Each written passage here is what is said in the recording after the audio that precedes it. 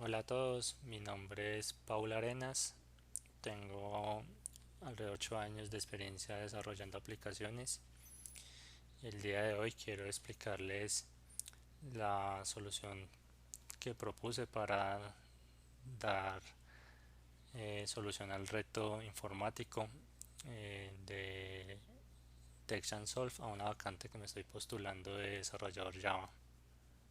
Pero primero les quiero explicar más a rasgos generales en qué consiste el reto.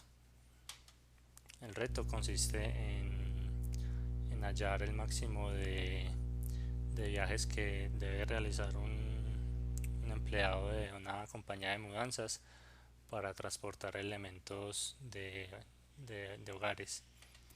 Entonces hay ciertas consideraciones a tener en cuenta para la solución, que es que en cada trayecto que un trabajador realiza para llevar X cantidad de elementos al camión debe tener un peso no menor a 50 libras. Existe un supervisor que valida que el trabajo que se esté realizando se esté realizando correctamente. Para esto el supervisor puede conocer el peso del primer elemento que se encuentra en la parte superior del paquete que se está transportando, y también tiene conocimiento de la cantidad de elementos que se están transportando. Entonces él utiliza una fórmula matemática para hallar el peso total, que es el peso del primer elemento por la cantidad de elementos que se están transportando. Y nuevamente pues el peso no debe por lo menos ser de 50 libras. Hay una serie de restricciones en los parámetros de entrada, que son que los días de trabajo tienen que ser entre 1 y 500 días. El rango de elementos debe ser entre 1 y 100 y el peso de cada elemento debe estar entre 1 y 100 libras. Entonces de nuevo el reto consiste en hallar el número máximo de trayectos que debe realizar un trabajador para llevar una cantidad n de elementos al camión, para que así pueda cobrar más a la empresa, ya que la empresa el modo de pago es por horas.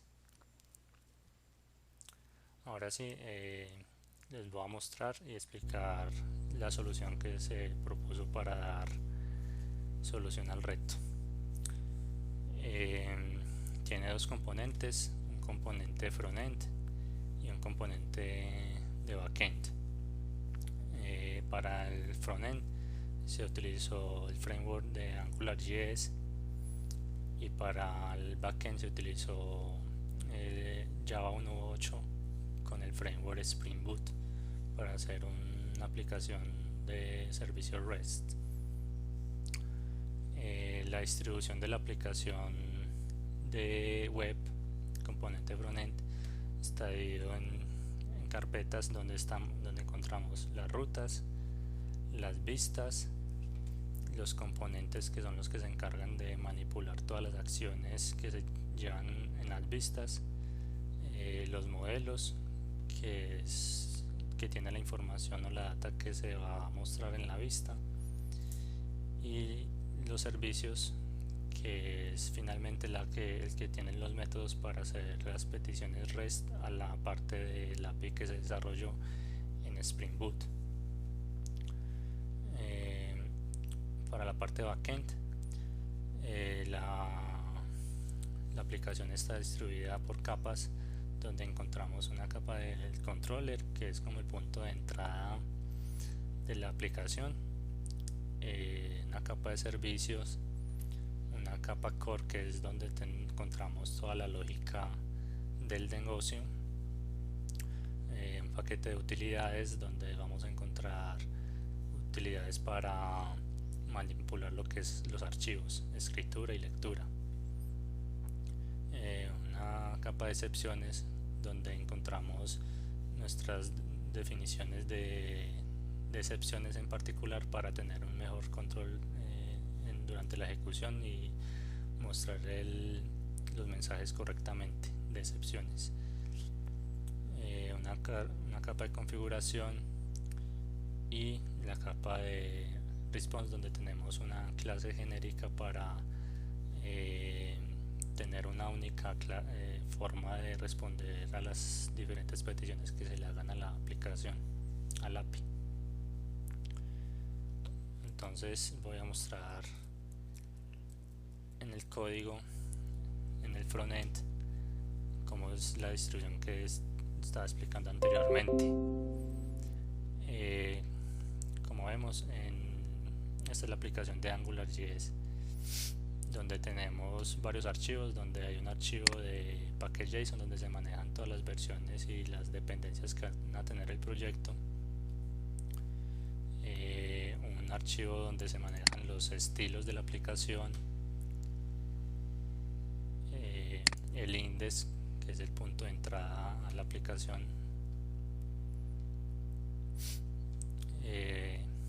la capa de componentes, de vistas. En las vistas tenemos dos vistas, el home, donde está pues la vista principal de la aplicación, y el error es para cuando se hace una petición a una URL errada, que no existe. Los componentes, que son los que manipulan cada una de las vistas propuestas. Aquí utilizando el template URL le indicamos la vista que va a manipular, y el home lo mismo. El template que va a manipular es el home HTML. Tenemos un método donde se hace la solicitud de procesar el archivo, donde se hace el llamado al servicio. Bueno, ya por acá arriba tenemos la inyección del provider del servicio que vamos a utilizar, que es el que encontramos en el paquete de servicios, acá, que es el que realiza la petición post a la API de subir y procesar el archivo, y a su vez recibir como respuesta un archivo de salida y crear la descarga del archivo como tal. Tenemos el modelo, que es la representación de los datos que se van a mostrar en la vista en una bitácora, en una tabla bitácora donde se muestra la cédula y la fecha donde se procesó el archivo que estamos cargando.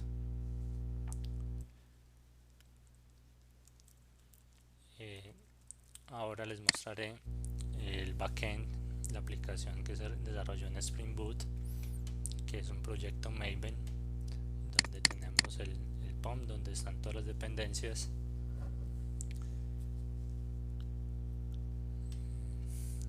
Procesando, que está lento la carga del archivo.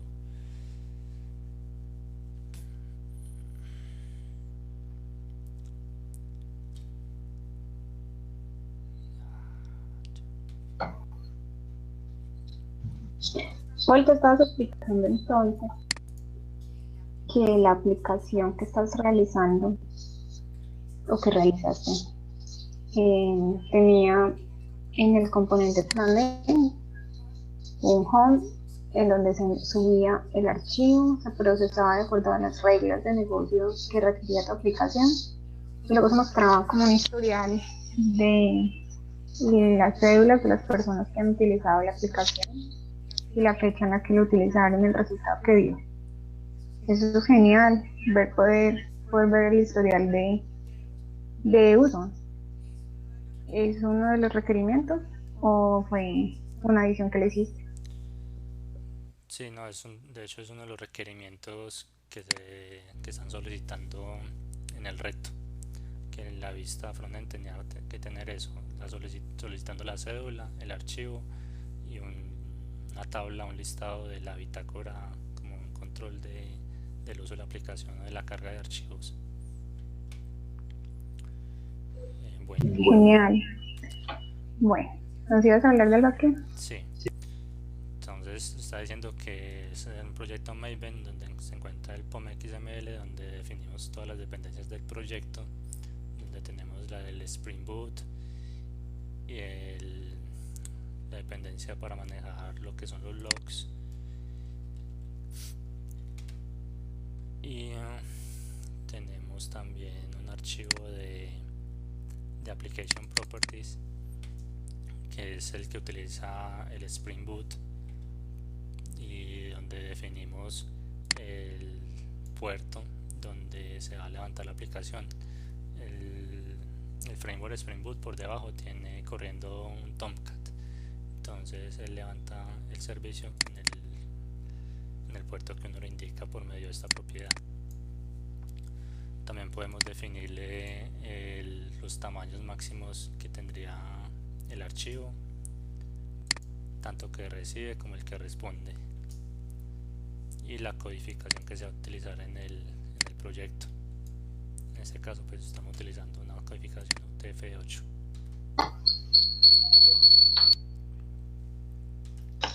Y todas esas propiedades las utilizas en el código. ¿Por qué dicen Spring? ¿Qué es eso?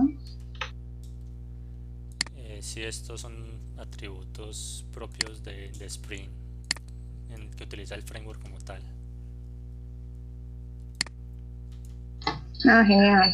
Entonces, construiste el backend con un framework. Sí, que se llama Spring Boot, que es un framework para realizar proyectos de servicios REST, que ya viene pues listo, y ese es el propósito finalmente del framework. Y no hay que hacer pues como mucha configuración de archivos o utilizar pues alguna configuración especial en el proyecto para realizar las peticiones. Con solamente utilizar anotaciones podemos hacer inyección de dependencias también, y no necesitamos pues archivos XML para indicar ubicación de archivos o las dependencias o creación de bins que estamos creando. Bueno, siguiendo pues con la explicación, acá encontramos la estructura del proyecto que les mencionaba anteriormente, donde tenemos el controller. El Spring Boot tiene un punto de entrada que es esta clase, donde se le define acá por una notación Spring Boot Application, y acá le definimos por medio de este atributo donde va a encontrar el paquete donde están todos los controladores, servicios y todas las clases que se van a hacer inyectar en el código para que Spring Boot las pueda encontrar y pueda localizar todas los bins y los servicios creados y controladores. Entonces acá tenemos el main, entonces por acá inicia la aplicación, y tenemos un bin creado que es para un punto de inicio de la aplicación donde se borran todos los archivos y se crea el directorio donde se almacenará tanto el archivo que se está procesando y el archivo de salida. Tenemos un componente que se utiliza como filtro para toda la parte de lo que es el course filter, para que se puedan realizar peticiones REST desde cualquier aplicación externa, o en este caso la que desarrollamos en el frontend, que como ya mencioné se hizo en Angular, y al momento de ejecutar la aplicación se está levantando en el puerto 42000. Entonces acá con esta línea estamos indicándole al API que vamos a aceptar solicitudes desde esta IP con este puerto. Podemos indicar también el método que estamos aceptando, y en la cabecera del response también podemos definir un atributo específico, ya que cuando respondemos el archivo a descargar mandamos el nombre del archivo. Entonces por medio de este atributo en el header estamos mandando el nombre del archivo para que en la parte del frontend lo puedan capturar y puedan darle el nombre del archivo específico, que también fue pues un requerimiento que se hizo, que debe tener un nombre específico.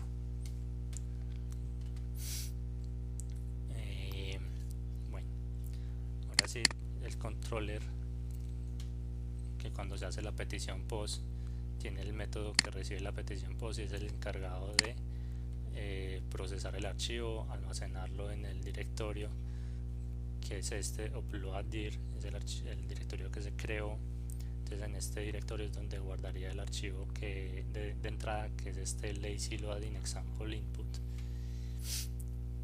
y posteriormente por medio del servicio se realiza el llamado al método que lo procesa y realiza todo lo que es la lógica de negocio y crea el servicio de salida, perdón, el archivo de salida, que es este lazy loading example output, y genera el response a la aplicación cliente que hizo la solicitud, la petición.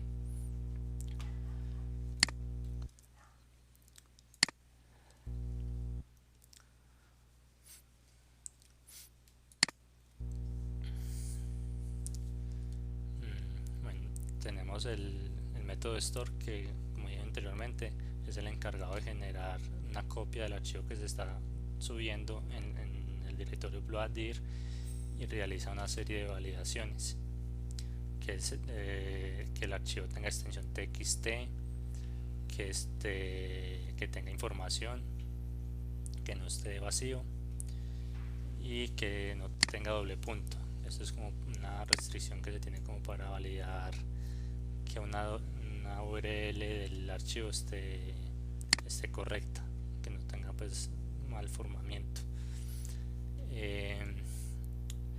Este comentario de acá es porque utilicé una herramienta que se llama Spotbook para analizar el código y encontrar bugs que tenga la aplicación. Entonces al momento de correr este Spotbook me encontró que este método posiblemente retorna null, entonces me sacaría una excepción de null pointer exception. Entonces lo que se hizo fue agregar en el try un cache que capturara ese null pointer exception y retornáramos una excepción controlada con este storage exception, que son las excepciones que se crearon para darle como un mejor manejo un control de excepciones a la aplicación. Pero no entiendo por qué le están enviando a ese método o a esa clase storage exception. Bien, Disculpa, te escucho como mal. Ay, qué pena contigo. Bueno, trato de repetirte. Cuando me estás explicando, nos estás explicando el uso del storage exception, veo que le estás enviando una constante de una clase y me pregunto si le estás enviando un string, un mensaje o algo. Sí.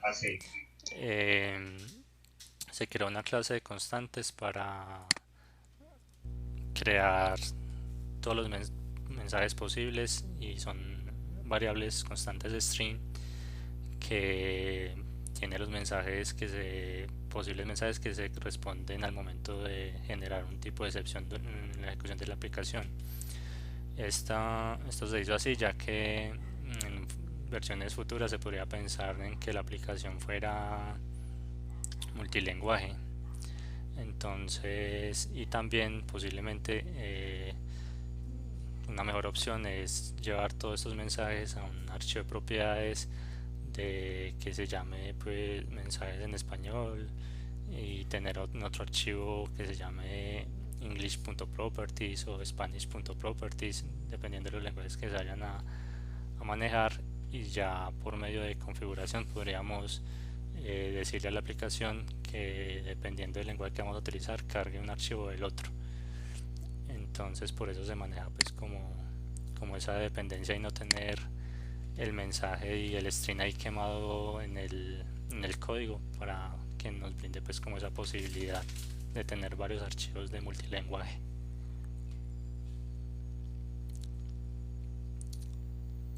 ¿Te quedó claro? Sí, gracias por la explicación. Me parece súper útil esto. Bueno, listo. Entonces ya cuando se hace el proceso de guardado del archivo, el paso siguiente es procesar la, la información que tiene el archivo. Entonces ahí llamamos este método que se llama processFile, que está en el servicio.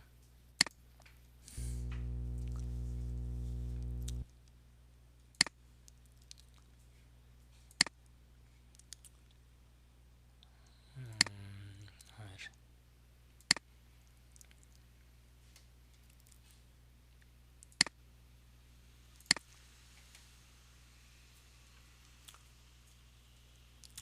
listo. Entonces en el processFile lo que tenemos es el llamado a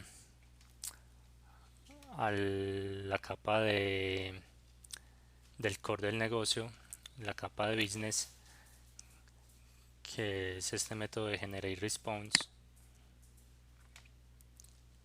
Lo que hace es hallar la ubicación del archivo y retornar la lista de leer el archivo que se subió y ingresar cada línea del archivo en una lista.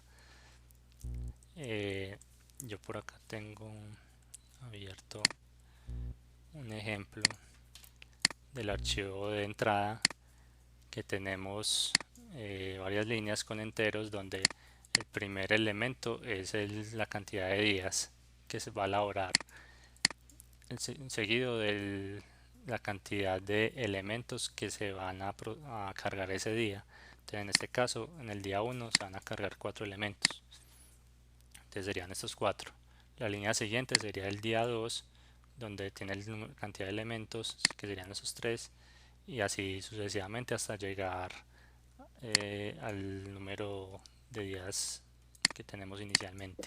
¿Y qué representan los números que están de cada día? Por ejemplo, en el segundo día vi que tenía 20, 20, 20. Es el Que peso, es, es el peso que tiene cada elemento que se va a transportar. Entonces, en este caso, en el 20 sería que el primer elemento pesa 20 libras, el segundo también, el tercero también. genial. El que decías al inicio en la explicación que no puede sobrepasar las 100 libras. Sí, es para tener pues como un control de que cada elemento no pese menos de 1 libra o más de 100 libras. Y también para sumar la cantidad de elementos transportados y que pesen al menos cada viaje 50 libras. Entonces, como para tener control de todos esos escenarios.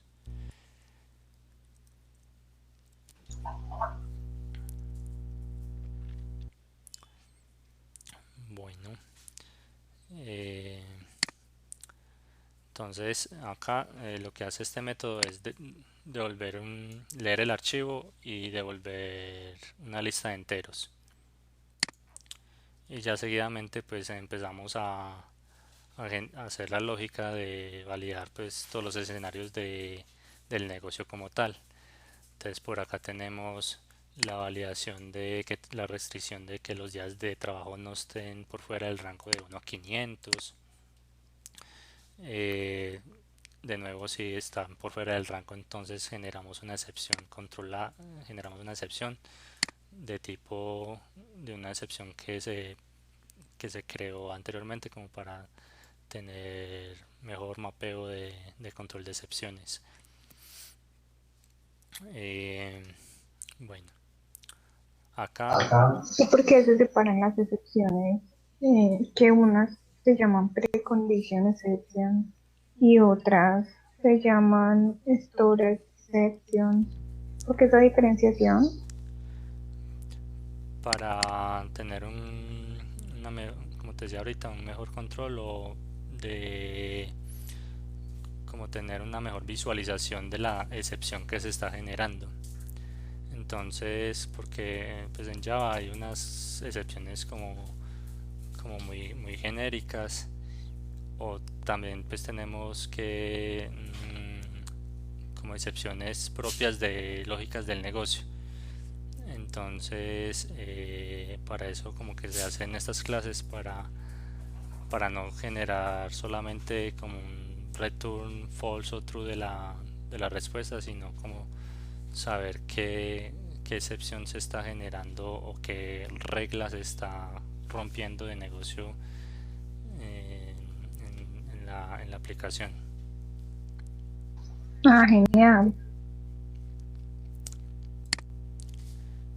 Bueno, entonces por acá, entonces tenemos que aquí hace un llamado a este método que lo que hace finalmente es responder la lista de enteros con el resultado que se está pidiendo, que es que nos entregue el número de máximo de viajes que se puede realizar por día para transportar n elementos. Entonces dentro de este método también tenemos que aquí se valida el, la cantidad de elementos que se van a transportar en el día, que entonces que debe estar entre un rango de 1 a 100 elementos. Y en este método se hace la validación de que el peso de un elemento en específico esté entre un rango de 1 a 100 libras. Y de nuevo, si está por fuera de ese rango, se lanza una excepción de precondition exception, al igual que en esta validación de rangos de cantidad de elementos por día. También se levanta una excepción. Finalmente, cuando se realizan todas esas validaciones, eh, acá se genera, en esta línea se genera los resultados de los máximos viajes pueden realizar en el día.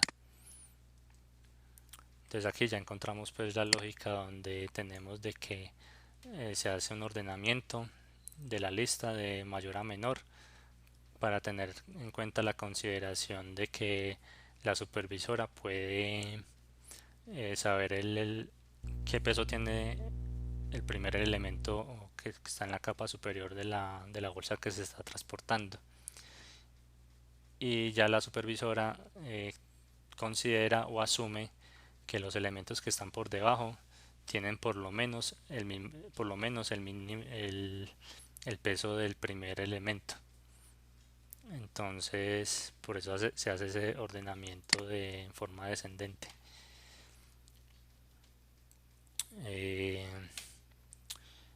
ya acá tenemos la función que me determina los elementos que podría transportar en cada viaje. Entonces aquí tenemos una condición de que si el elemento del primer elemento que está en la bolsa por la cantidad de elementos que se está transportando es mayor o igual a 50, pues se sale del ciclo. O también si el total de elementos que se van a transportar es 1, entonces se rompe el ciclo. Si no, se va incrementando la cantidad de elementos que se puede meter en la bolsa. Y ese elements inicialmente tiene un valor de 1. Es decir, que inicialmente máximo mínimo se va a transportar un elemento. Pero si este supera 50, las 50 libras, el método va a retornar va a hacer un viaje. Pero si no supera las 50 libras, entonces va a incrementar en 1 la cantidad de elementos. Entonces ahí ya, por ejemplo, si el peso es de 10 libras, entonces cuando entre por primera vez, pues no va a superar las 50 libras y va a ir incrementando los elementos a ingresar. Entonces como tiene 10 libras, entonces podría aumentar hasta 60 hasta 60 libras, es decir, hasta 6 elementos.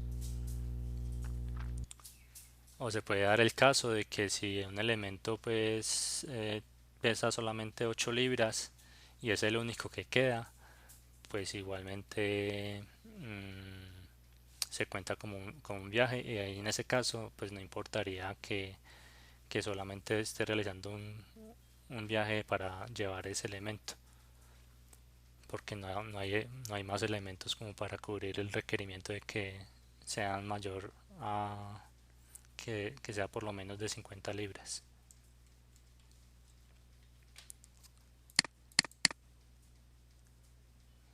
Y ya finalmente, al procesar la información, el método lo que hace es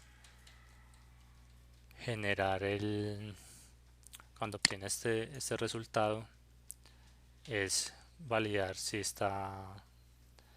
el resultado no está limpio, te retorna falso, o si tiene resultado, pues lo que va a hacer es llamar de las utilidades una utilidad para escribir en el archivo de salida el resultado,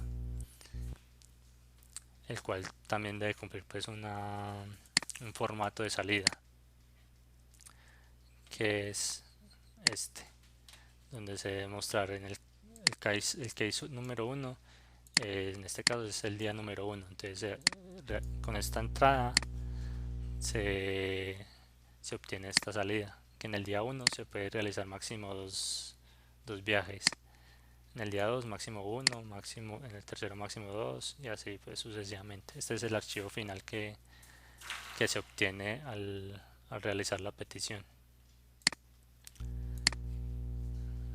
Entonces ya ahorita va a mostrar acá, esta es la aplicación que se realizó, donde vemos que se ingresa el número de identificación, se selecciona el archivo de entrada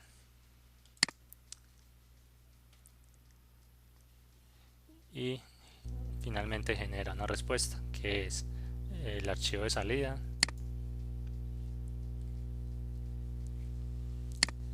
y muestra una tablita, una bitácora de los procesos que se están realizando. Después le meto otro.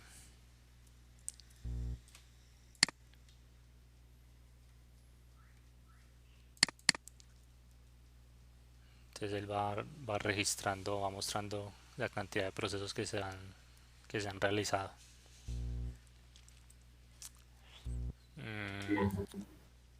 Finalmente también se le hicieron pruebas unitarias al backend que se crearon para lo que es la capa del servicio y la del core. Al controller no se le hizo porque al controller se le puede hacer pruebas de integración utilizando Selenium y Cucumber, por ejemplo, para simular la entrada a la aplicación, el ingreso de la cédula, el cargue del archivo y generar pues la respuesta aquí desde el frontend. Entonces así pues se podría probar la parte del controller de la aplicación, del API. Se le hizo un análisis de cobertura de código. Por acá lo vamos a correr.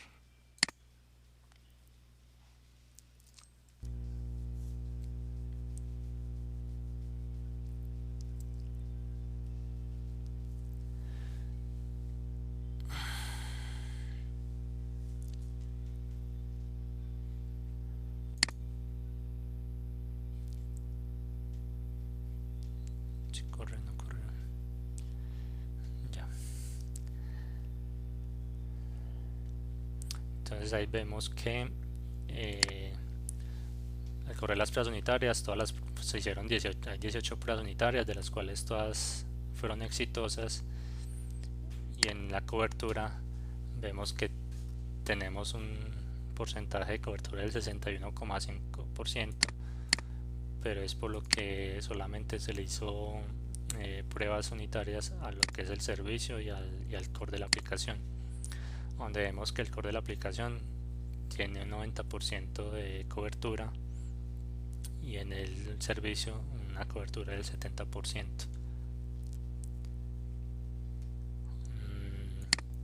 ¿Y por qué decidiste no hacerle pruebas a los otros paquetes? Mm, porque en los otros paquetes pues hay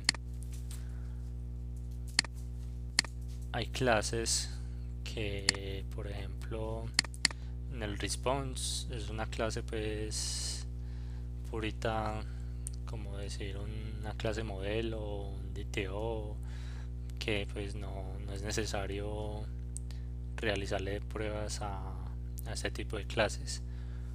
O, por ejemplo, el C cobertura también me acoge que le haga pruebas a la clase de constantes, y pues no hay forma pues como pues no tiene nada de lógica para realizarle pruebas unitarias y asegurar que la aplicación se ejecute correctamente. Entonces solamente se le hace pruebas unitarias a las clases y a los métodos que representen algún tipo de riesgo en la ejecución de la aplicación. Bueno, me convenciste. Te felicito, realmente me pareció súper entendible tu explicación y súper buena la aplicación que realizaste. Oye, ¿qué consejo le puedes dar o nos puedes dar a las personas que llevamos mucho menos tiempo que tú? Llevas mucho tiempo de experiencia en el mercado. Si entraras a trabajar en la empresa a la cual te estás postulando con este desarrollo que te felicito porque me parece que te quedó muy bien. Y entrarán a trabajar contigo otras personas, no sé, los que te estamos escuchando ahora. ¿Qué nos recomendarías con respecto a, no sé, patrones o buenas prácticas? O si tuviéramos que continuar trabajando en mantenimiento de, por ejemplo, de este código, ¿qué te gustaría que respetaran, que no? Bueno, la experiencia, en cuanto a la experiencia, entre las arquitecturas y los patrones que se deberían utilizar o respetar, es como respetar la dependencia de responsabilidad entre las clases y métodos para darle un mejor mantenimiento al código. Porque por ejemplo mucha gente cuando está iniciando, digamos que por ejemplo en esta clase del core, que pudieron notar que yo hice pues varios métodos para validar varias partes de la lógica del negocio y finalmente generar la lista de los máximos viajes a realizar.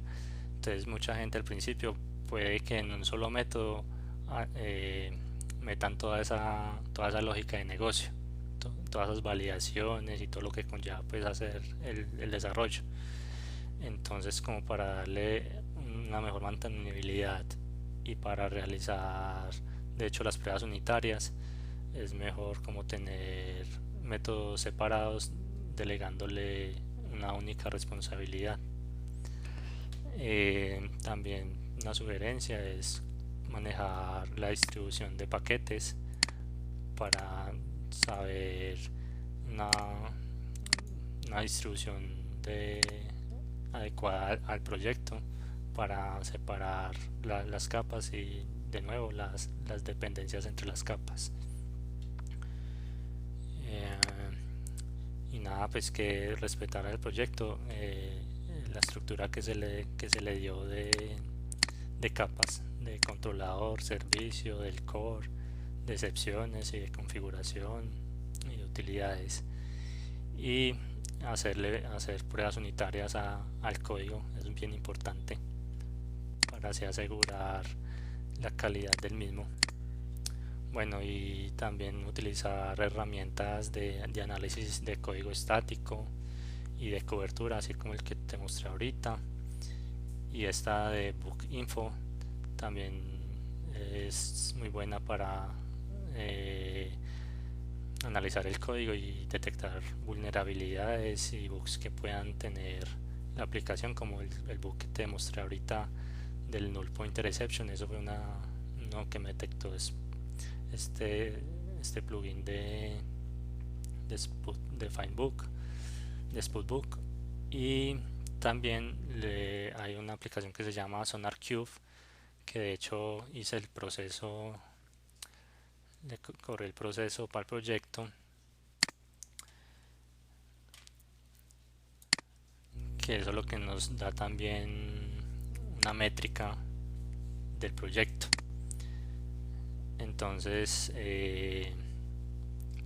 acá en esta de cobertura, la verdad no he podido detectar por qué en esta versión de SonarQube, que es la versión 7, no me está detectando los tests que realicé. Entonces me está dando un 0% de cobertura. Pero como vimos anteriormente con ese otro plugin de Eclipse, me está dando una cobertura del 61,5% de cobertura en el código. Pero ya las otras métricas, que es bugs, code smells y duplicación de código, cuando lo ejecuté inicialmente me detectó unos bugs y unos code smells a realizar, a mejorar, y si tenía código duplicado en este momento, pues puedes ver que no tengo código duplicado, que esa es otra sugerencia que se puede dar: no duplicar código. Si es un código duplicado es porque se está llevando una mal práctica de codificación o de delegación de responsabilidades. Eh, de code smells y bugs. En code smells vemos que tengo uno. Entonces en SonarQube te dice en la clase cuál es el code smells que Ven, se pero tú tiene. sabes mucho, yo no entiendo, no me queda muy claro qué significa codesmel. Code smells es como un código que no está haciendo nada, por así decirlo, en el código que estamos realizando. Entonces, por ejemplo, hay, hay programadores o principiantes que declaran una variable, por ejemplo, y no la utilizan en toda la clase o en el método que está declarando. Entonces, eso es una variable que no está en uso. Entonces, eso es declarado como un code smells, porque es un código ahí como innecesario que, que está haciendo bulto y basura ahí en el código.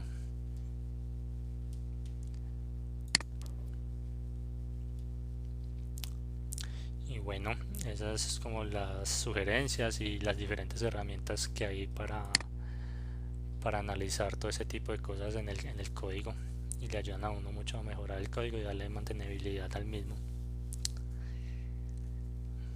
Julia, muchas gracias por todas tus explicaciones y enseñanzas y muchísimos éxitos con tu crecimiento que realmente está siendo bastante exitoso al parecer. Realmente creo que te felicitamos por esto. Bueno, muchas gracias, eso es todo por el día de hoy. Y bueno, esperemos que me vaya bien y podamos seguir en contacto. Bueno, hasta luego, hasta una próxima. Chao. Chao, chao.